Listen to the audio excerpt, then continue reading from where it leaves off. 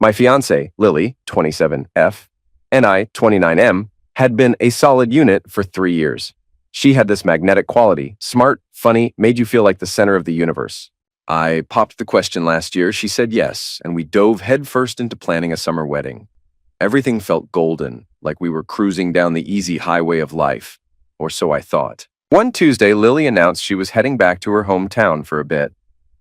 "Just need some quality time with my sister, you know," she'd said, flashing that smile that usually melted me. Her family ties were strong, and she hadn't visited in ages, so it didn't ping my radar. She packed a duffel bag, gave me a lingering kiss that felt perfectly normal, and promised she'd be back in a couple of weeks. "Miss you already," she'd murmured against my cheek. The first night she called. A quick check-in, got here safe, love you, sort of thing. Standard. But the next afternoon, the vibe shifted. My phone rang, her name flashing on the screen. "Hey," she said, her voice sounding distant, tinny. "I need to talk to you about something." My gut gave a little lurch. "Sure, what's up?" I asked, trying to keep my tone light. A pause crackled over the line. Then, "I think I need some time to think." The words hung there, heavy and confusing. "Think?" I repeated, my mind scrambling. "Think about what? Is this about the wedding? Are you stressed? Did I do something wrong?" My questions tumbled out, laced with an anxiety I hadn't felt before. She deflected, her answers vague. "No, it's not you."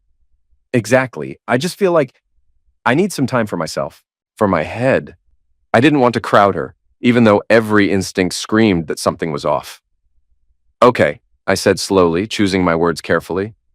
"If you need space, I get it. But Lily, please, just let me know what's going on. Talk to me." "I will, soon. We'll talk soon, I promise," she'd said. But the promise felt hollow, brittle. The call ended awkwardly, leaving me staring at my phone, a cold knot tightening in my stomach. "What the hell just happened?" I muttered to the empty room. After that call, communication went from sparse to non-existent. My texts, normal stuff, "Hey, how's your sister?" or "Thinking of you, hope you're okay," went unanswered, disappearing into a digital void. My calls went straight to voicemail. Even her usually hyperactive social media went dark. No morning coffee pics, no random thoughts, nothing. It was like she'd vanished off the face of the earth, at least from my corner of it. Panic started to claw at the edges of my calm. I reached out to her sister, Sarah, hoping for some insight. Sarah's reply was curt, almost evasive. "Haven't seen her much, sorry, she's doing her own thing." It felt like a coordinated shutdown, like the walls were closing in. My friends tried their best. "Dude, maybe she just got cold feet, needs a breather," Mark offered. Jenna was less diplomatic. "Pre-wedding jitters don't usually involve ghosting your fiancé for weeks, Jake." They meant well, but nothing eased the growing dread.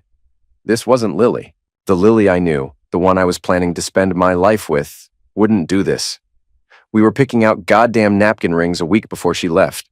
There were no fights, no simmering resentments I could point to. I tortured myself replaying our last conversations, scrutinizing every word, every look, searching for a clue I'd missed. Nothing. It was like a switch flipped the moment she crossed the county line. Was she even with her sister? The thought, ugly and unwelcome, slithered into my mind. Was there someone else? I hated going there, but the silence was a breeding ground for suspicion. Nights became long stretches of staring at the ceiling, phone clutched in my hand, hoping for a notification that never arrived. Work was a blur. Social interactions felt forced. My life felt suspended, waiting for an answer she refused to give.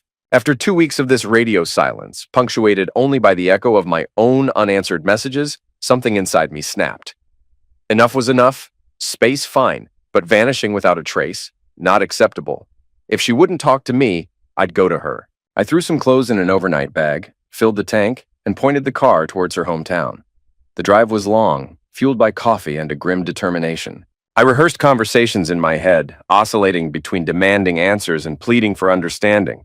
A part of me still clung to the hope that it was all a massive misunderstanding, some stress-induced meltdown we could fix. But another, colder part knew better. Things were about to get messy.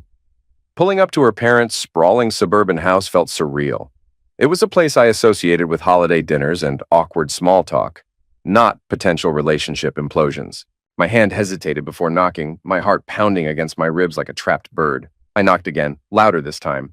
Finally, the door opened. It was Lily. The look on her face wasn't surprise exactly. It was more like, oh crap, the inevitable has arrived. Pure, unadulterated shock, mixed with a healthy dose of guilt. She just stood there, framed in the doorway, staring as if I were an apparition. Jake, she breathed, her voice barely a whisper. What are you doing here? What do you think I'm doing here, Lily? I asked, my voice tighter than I intended.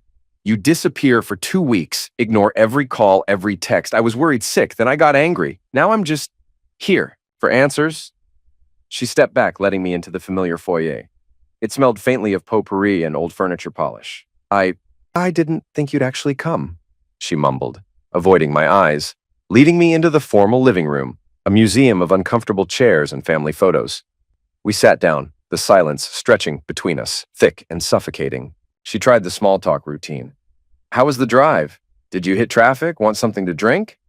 It was a pathetic attempt at normalcy, like putting a Band-Aid on a gaping wound. I cut through it. Lily, stop. Just tell me what the hell is going on.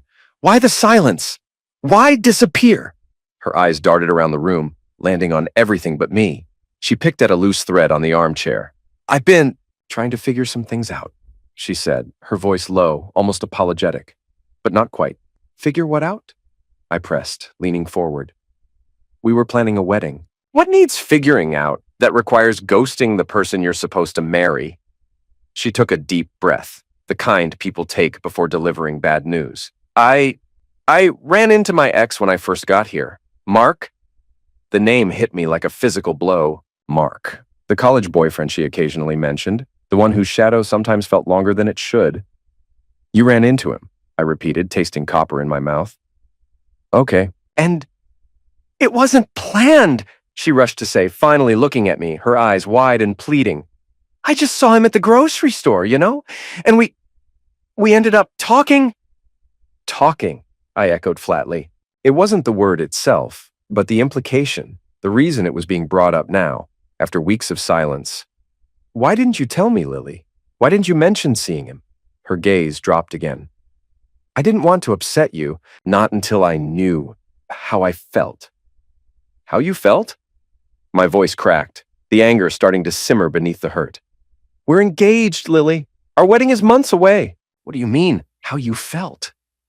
Then something terrible happened, delivered in a voice so quiet I almost missed it.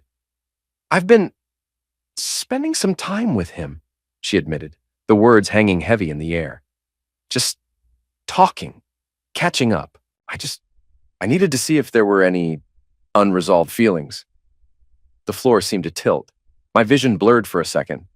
Unresolved feelings? I choked out, my voice trembling with a mixture of rage and disbelief. We're supposed to be building a future, and you're playing emotional archaeology with your ex-boyfriend while ignoring me completely? I needed to know for sure, Jake. Her voice rose slightly, defensive now. I didn't want to walk down the aisle with doubts. Don't you understand? Doubts? I shot back, my control slipping. So your solution was to shut me out? To leave me twisting in the wind for weeks, wondering if you were okay, wondering what I did wrong? All because you bumped into Mark at the freaking Piggly Wiggly? My hands clenched into fists at my sides. What does this mean, Lily? Are you still figuring it out? Because let me be crystal clear. I'm not waiting around while you decide if I'm your goddamn backup plan. Just as her face started to crumple, a heavy tread sounded on the hardwood floor in the hallway. Lily's father, Richard, filled the doorway. He was a big man, ex-cop stock gone slightly to seed, with a permanent air of disapproval and entitlement. He must have overheard the raised voices, his eyes cold and hard fixed on me. What the hell is going on in here? He boomed, his voice thick with aggression. He looked from Lily's distressed face to mine, his expression darkening. You, he growled, taking a step towards me, completely ignoring Lily. What did you do? Dad, please. Lily started, but he waved her off. I asked him, Richard snapped, his gaze drilling into me. I heard yelling. Sounded like you were yelling at my daughter. He took another step, invading my personal space. He smelled faintly of stale cigar smoke and entitlement. We were having a private conversation, Richard, I said, trying to keep my voice steady despite the adrenaline now surging through me. Private conversation? Bullcrap! He spat, his face reddening. You upset her! Look at her! You drove her back here, didn't you? Your actions made my girl come running home! Dad, that's not...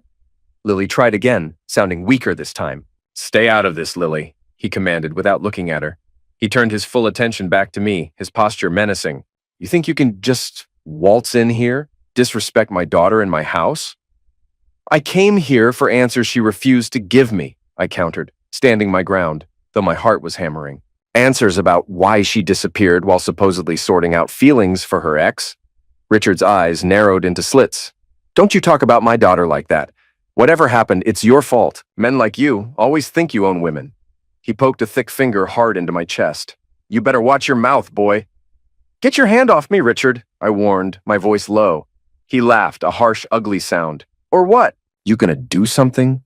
He leaned in closer, his breath hot and sour on my face. You messed up. You made her leave. Now you come here harassing her? He lowered his voice to a menacing growl. Maybe you need to be taught a lesson about respecting women, about respecting her. And then, incredibly, disgustingly, he spat. A fleck of saliva landed on my cheek. Pure, unadulterated rage surged through me. I instinctively raised my hand, not to hit, but to wipe the vile spit off my face, my body tensing for a fight I desperately didn't want in this pristine, suffocating living room. Dad! Stop it! Lily finally shrieked, grabbing his arm, pulling him back just as I clenched my jaw, forcing myself not to retaliate physically. Jake, please, just go, she pleaded, her eyes wide with panic. Not for me, but for the situation escalating. Richard shook her off, but stayed put, glaring at me, breathing heavily. Yeah, get the hell out of my house, he snarled, and don't you come back. You're not welcome here. I looked at Lily, at her tear-streaked face, her inability to stand up to him, her complicity in this whole mess. The entitled arrogance wasn't just her father's. It was hers too, masked by tears. She expected me to just, what? Understand? Forgive? Fight her dad for her honor after she betrayed me? Disgust washed over me, colder and more final than the anger. Don't worry, I said, my voice chillingly calm now. I wiped my cheek with the back of my hand. I won't be back. I turned, walked out of the living room, through the foyer, and out the front door without looking back. The click of the lock behind me sounded like the closing of a chapter, a really, really crappy chapter. The drive home was a blur of fury, hurt, and a profound sense of clarity. It wasn't just the ex-boyfriend thing anymore. It was the deception, the cowardice, the disrespect culminating in that disgusting scene with her father. There was no coming back from this, not for me. The following weeks were strange. A numb sort of autopilot kicked in. Work, gym, sleep, repeat. I told Mark and Jenna the full story, including the confrontation with Richard. Mark was ready to drive down there himself. Jenna just kept saying, "Good riddance, Jake. You dodged a freaking missile." Hearing their outrage helped solidify my resolve. I wasn't crazy. Her behavior, her family's behavior, it was beyond unacceptable. I started the painful process of mentally dismantling the wedding.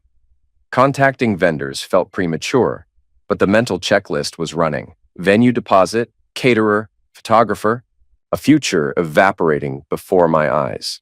The silence from Lily was absolute now. No texts, no calls, nothing. It seemed she'd made her choice, or perhaps her father had made it for her. Part of me was relieved. The other part felt a phantom limb ache for the life I thought we were building. Then, out of the blue, a text notification pinged. Not Lily. It was Mia, one of Lily's closer friends. Someone I'd always found pleasant, but hadn't known well independently. Hey, Jake, the text read. Heard about you and Lily splitting. Just wanted to check in, see how you're doing. Really sorry things went south. I stared at the message. Was this reconnaissance for Lily a genuine check-in? Caution warred with a flicker of loneliness. I typed back a simple, "Hey Mia, thanks for reaching out. Yeah, it's rough. Doing okay, I guess." Surprisingly, Mia turned out to be easy to talk to. We texted back and forth over the next few days. She shared a story about her own bad breakup, creating a sense of camaraderie. It felt nice. Just talking to someone who wasn't directly involved, but understood the context. She listened without judgment, offered sympathetic platitudes. A few days later, she suggested coffee. "Get you out of the house," she texted. My treat. I hesitated. The idea of socializing felt draining, but she was gently persistent. "Come on, just an hour. Fresh air will do you good." Reluctantly, I agreed. The coffee meetup was fine. Normal, even. We talked about work, movies, complained about traffic. She asked about my hobbies, my college days. It was the first time in weeks I felt like someone was interested in me. not just the drama surrounding me. But then, towards the end, she leaned in slightly, her expression earnest. You know, Jake, she said softly, you deserve someone who truly appreciates you. Someone loyal. Someone who wouldn't dream of taking you for granted. The comment landed awkwardly. I mumbled a noncommittal, yeah, I guess, suddenly uncomfortable. I wasn't looking for a rebound, and I definitely didn't want to complicate things with one of Lily's friends. But Mia didn't seem to get the hint. Her texts became more frequent, flirty memes, suggestions to hang out again. It wasn't aggressive, but it was a clear escalation. One evening, she pushed for dinner. Just dinner, Jake. No pressure. Friends hanging out. I tried to demur, making excuses about being tired, having work to do, but she playfully guilt-tripped me. Don't make me eat alone. Against my better judgment, I caved. Dinner was a mistake. She arrived dressed up, perfume noticeable, makeup perfect.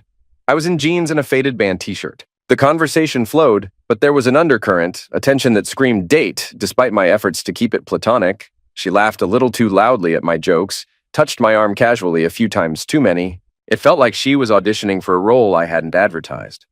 Driving home that night, I resolved to put distance between us. No more one-on-one hangouts. I appreciated the initial support, but this was heading into territory I didn't want to navigate. It felt weird, predatory, almost, given the circumstances. And then, about 6 weeks after I'd walked out of her parents' house, 6 weeks of near silence, my doorbell rang. Not a polite knock. A series of insistent, rapid presses like someone leaning on it. My stomach plummeted. I had a sinking feeling I knew who it was. I opened the door and there stood Lily.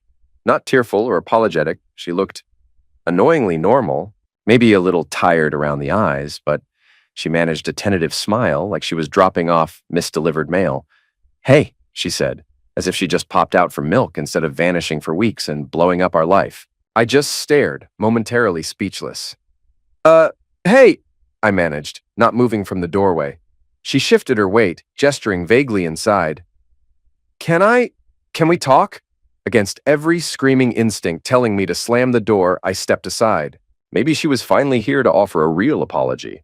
An explanation that made sense. Hope, that stupid, stubborn weed, flickered faintly. She walked into my living room, our living room until recently, looked around and actually commented, "Wow, you've kept it really clean." Then she sat on the couch, patted the cushion beside her. So, she began, taking a breath. We need to talk about the wedding plans. I blinked. Then I laughed. Not a happy sound. It was sharp, incredulous, bordering on hysterical. Wedding plans? I repeated, the word tasting like ash.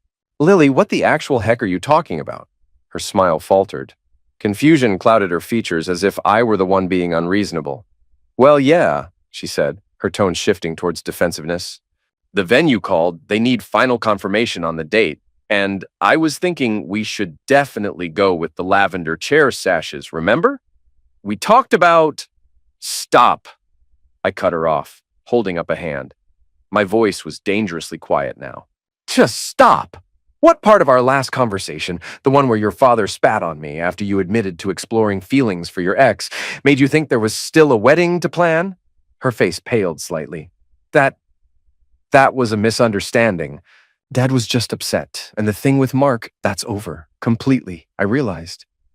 It's you, Jake. It's always been you. I made a mistake. I was confused, but I know what I want now.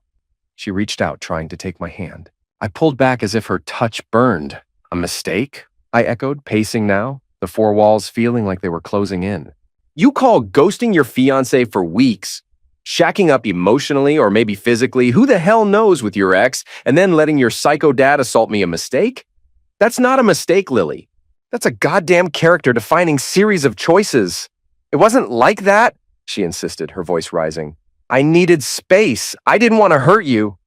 You didn't want to hurt me? I scoffed, whirling around to face her.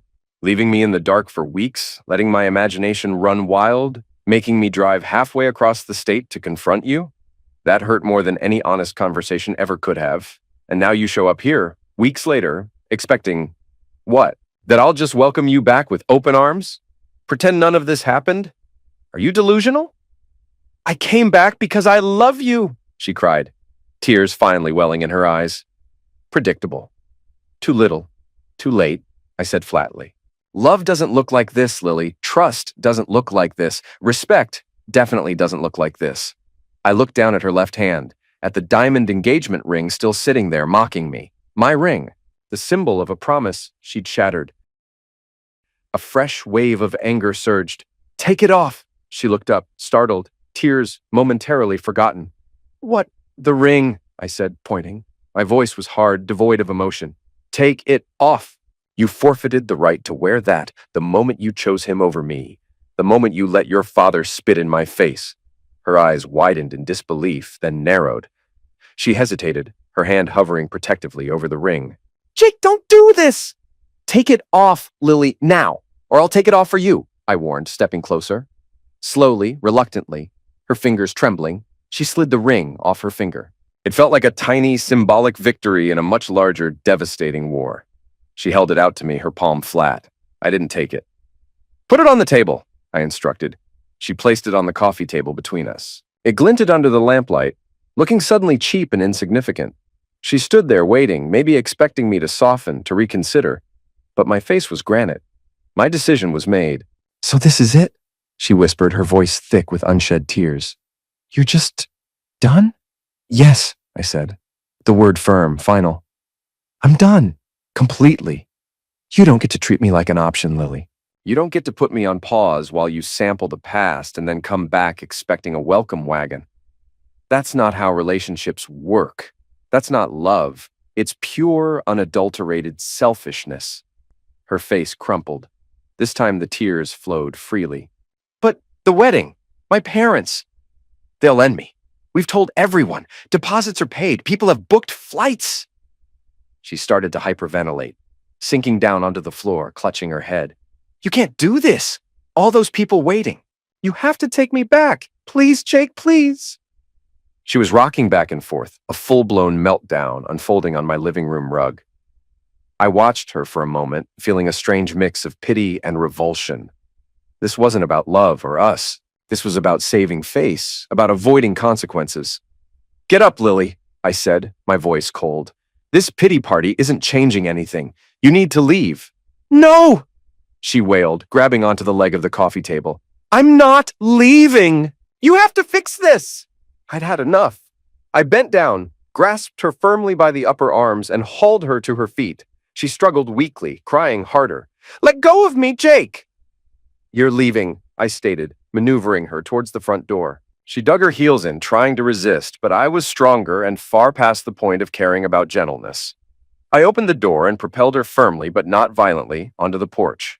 "Get out, Lily," I repeated, my voice shaking slightly now with adrenaline and exhaustion. She stumbled, caught her balance, and spun around, her face contorted with rage and desperation. "You bastard!" she shrieked. Before I could react, she lunged back towards the open door. I slammed it shut just inches from her face, the wood vibrating with the impact. Immediately, she started pounding on it with both fists. "Let me in! Jake, open this door!" "We need to talk!" she screamed, her voice raw. She rattled the doorknob violently. "Lily, go home!" I yelled back through the door. "It's over. If you don't leave right now, I'm calling the police." The pounding stopped for a second. I heard muffled sobbing, then her voice, quieter but still audible. "You wouldn't." Then I heard her fumbling with her phone, her voice rising again, sharp and angry, presumably talking to someone. "Dad, he threw me out. He took the ring back. No, I'm still here. You have to come. Now!" A new kind of dread washed over me. Oh, hell no, not him again. Minutes later, headlights swept across my front window, followed by the sound of a car door slamming and heavy footsteps pounding up the walkway. Then the pounding on my door resumed, but this time it was heavier, more violent. "Jake! You son of a witch! Open this door right now!" It was Richard's voice, thick with fury. "You lay a hand on my daughter, I'll end you! Dad? Break it down!" I heard Lily urge him on from the porch. The door shuddered under a heavy impact, likely a kick or a shoulder charge. Fear, cold and sharp, pierced through my anger. This wasn't just drama anymore, this felt dangerous. Richard was unhinged. I backed away from the door, fumbling for my phone, my fingers shaking as I dialed 911. 911, what's your emergency?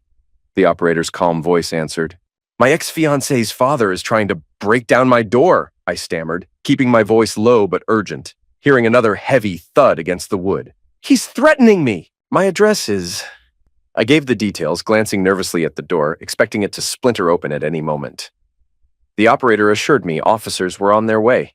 The pounding continued, punctuated by Richard's roared threats and Lily's encouraging cries. It felt like an eternity, but realistically it was probably only 5 or 6 minutes before the wail of sirens grew louder, closer. Red and blue lights flashed through my windows, painting the walls in frantic strokes. I heard voices outside, sharp commands from police officers.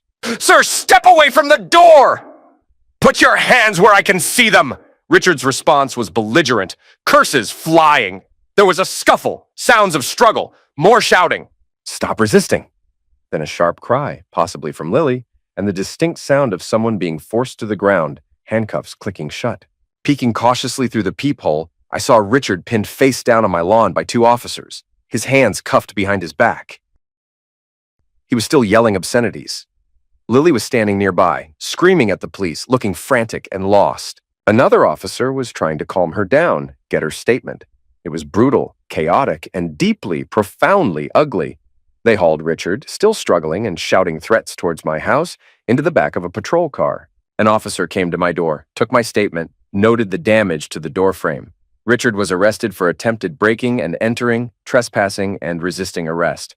The aftermath was quiet, but tense. The police left.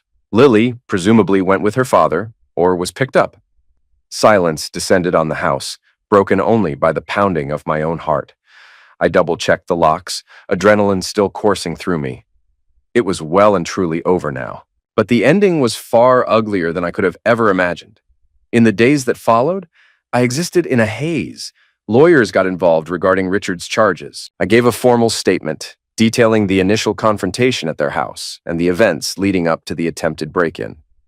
It was draining, rehashing the whole sordid mess. Mia texted again, expressing shock and sympathy about the arrest incident. "OMG, Jake, I heard what happened. That's insane. Are you okay?" This time her concern felt different. A little too eager, maybe? I thanked her curtly, keeping my distance. A week later, she suggested meeting up again. Just to talk, make sure you're really all right.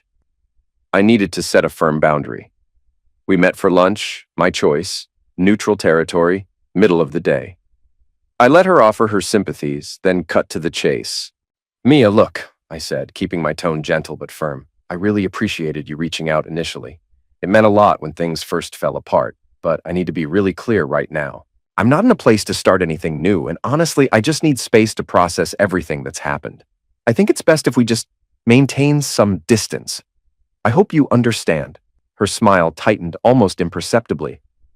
"Oh, yeah, no, of course," she said, waving a hand dismissively, perhaps a little too quickly. "Totally get it, friends, right? I wasn't trying to make it weird or anything." "Thanks, Mia. I appreciate that," I said, relieved but still wary. We finished lunch quickly after that. As I walked back to my car, a movement down the street caught my eye. A familiar silver sedan parked halfway down the block. And leaning against a lamppost, pretending to be absorbed in her phone, was Lily. The angle, the way she held herself, it was unmistakable. She wasn't just passing by. She was watching me have lunch with her friend. My blood ran cold. I debated walking over, confronting her, but what good would it do? More drama, more denials. I got in my car, locked the doors, and drove away, my eyes checking the rearview mirror. The silver car didn't follow, but it wasn't a one-off. Over the next week, the sightings became more frequent, more unnerving. Her car parked down the street when I got home from work. A fleeting glimpse of her in the grocery store quickly ducking down an aisle, catching her eye across a crowded coffee shop before she abruptly turned and left. She wasn't approaching me, wasn't calling or texting. It was just presence, a silent, unsettling surveillance. It felt like she was waiting, testing my boundaries, or maybe just trying to remind me she still existed, still had some claim on my life. One evening, grabbing takeout, I saw her car again, parked strategically across the street from the restaurant.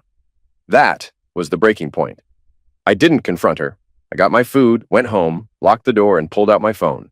My fingers flew across the screen. "Lily, I know you've been following me. I see you. Stop it. This is bordering on stalking. It's not healthy for either of us. It changes nothing. Leave me alone." I hit send, my heart pounding. No reply came. I hadn't expected one. But the next day, her car wasn't parked down the street, and I didn't see her at the store, or the coffee shop, or anywhere else. The eerie surveillance seemed to cease. Maybe the directness of the text, the naming of her behavior had finally gotten through. Or maybe she'd just moved on to a different tactic. Weeks bled into months. The legal situation with Richard dragged on, eventually resulting in some plea deal involving probation and mandatory anger management. A slap on the wrist, really, considering. Mia kept her distance after our lunch conversation, for which I was grateful. Life started to settle into a new, quieter rhythm. I was healing, slowly but surely, starting to feel like myself again. Then, one night, deep in the dead hours of early morning, I was jolted awake by a loud whoosh sound from outside, followed by the acrid smell of burning chemicals. My bedroom window glowed with an unnatural orange light. Heart hammering, I scrambled out of bed and looked out. Flames were engulfing my car parked in the driveway. Thick black smoke billowed into the night sky. Pure instinct took over. I threw on shoes, grabbed my phone, and bolted outside, dialing 911 again as I ran. As I rounded the corner of the house, keeping a safe distance from the inferno that used to be my car, I saw him. A figure dressed in dark clothing, a hood pulled low, sprinting down the street away from my house. "Hey!" I roared, rage and adrenaline obliterating fear. I took off after him, phone still clutched in my hand, shouting into it, "Someone set my car on fire!" Suspect fleeing on foot, heading south on Maple. I pushed myself, sprinting hard, the heat of the fire radiating behind me. The figure ahead, a disappearing shadow. He was fast, knew the neighborhood, ducking down an alleyway between houses. I followed, gasping for breath. But by the time I reached the other end of the alley, he was gone, vanished into the night. Standing there, chest heaving, sweat stinging my eyes, the sirens growing louder, I knew. I couldn't prove it, couldn't see his face, but I knew. It wasn't Lily. It was her father, ex-cop. The prompt mentioned whispers of old connections, maybe not entirely clean ones. This felt like revenge, planned, cold, and terrifyingly professional. He couldn't get to me directly anymore, so he came after my property. The fire department arrived, doused the flames, leaving behind a charred skeletal wreck. The police took my report. I told them everything. The history, the confrontation, Richard's arrest, the stalking, my suspicions about who I saw running away. I mentioned his background, the potential motive. They listened, took notes, promised an investigation. But investigations need evidence. The figure was generic. No witnesses saw him up close.